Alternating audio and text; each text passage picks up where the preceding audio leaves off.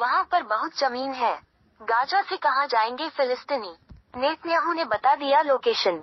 Israel का Hamas के साथ युद्ध समाप्त हो चुका है। रिश्तों को सामान्य करने की बात चल रही है। इसी बीच गाजा पर अमेरिकी राष्ट्रपति ट्रंप और इजरायली प्रधानमंत्री नेतन्याहू के बयान ने न केवल गाजा बल्कि पूरी दुनिया में हड़कंप मचा दिया है। दरअसल गाजा के लोगों को कहीं और शिफ्ट करने की बात चल रही है। फॉलो अस।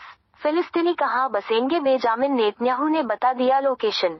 हमास और इजरायल के बीच 15 महीने से जारी संघर्ष पर विराम लग चुका है। एक दूसरे के कैदियों के अदला बदली हो रही है। इसी बीच अमेरिकी सत्ता परिवर्तन होती है।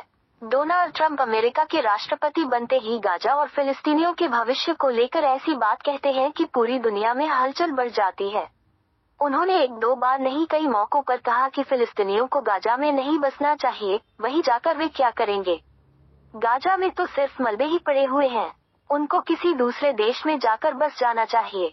उन्होंने कहा कि फिलिस्तीनियों को अरब के देश मिस्र और जॉर्डन में बस जाना चाहिए। Please subscribe and follow. Israeli प्रधानमंत्री बेंजामिन नेतन्याहू ने भी साफ इशारा कर दिया है कि फिलिस्तीनियों को गाजा में नहीं बल्कि इस बड़े देश में बसना चाहिए। जी हाँ, इजरायली प्रधानमंत्री बेंजामिन नेतन्याहू ने कहा कि फिलिस्तीन लोगों को सऊदी अरब में बसाने की बात कही है। उन्होंने कहा कि इस अरब देश को इन्हें अपने शरण में ले लेना चाहिए क्योंकि उनके पास काफी ज्यादा जमीन है। नेतन्याहू ने गुरुवार को चैनल 14 को दिए साक्षात्कार में कहा कि सऊदी अरब के पास फिलिस्तीनियों को एक राज्य देने के लिए पर्याप्त भूमि है। उन्होंने कहा, सऊदी अरब में एक फिलिस्तीनी राज्य बना सकता है, उनके पास वहां बहुत सारी भूमि है। नेतन्याहू ने कहा कि वह अब ऐसा समझौता नहीं करेंगे जो इजराइल राज्य को खतरे में डालेगा, विशेष रूप से फिलिस्तीनी राज्य से नहीं। 7 अक्टूबर के बाद क्या आप जानते हैं कि वह क्या है?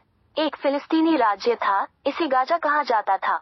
हमास के नेतृत्व वाला गाजा एक फिलिस्तीनी राज्य था, और देखिए हमें क्या मिला, होलोकॉस्ट के बाद सबसे बड़ा नरसंहार। नेतन्याहू का यह इंटरव्यू वाशिंगटन दौरा के दौरान आयोजित किया गया था, जिसकी शुरुआत अमेरिकी राष्ट्रपति डोनाल्ड ट्रंप के साथ एक संयुक्त प्रेस कॉन्फ्रेंस से हुई थी, जहां ट्रंप ने गाजा पट्टी पर अमेरिका के नियंत्रण की अपनी योजना की घोषणा की थी। इसके अलावा दोनों ने सऊदी अरब के साथ रिश्तों को सामान्य करने की संभावना पर चर्चा की। नेतन्याहू ने कहा, मुझे लगता है कि इजरायल और सऊदी अरब के बीच शांति न केवल संभव है, बल्कि मुझे लगता है कि यह होने जा रही है।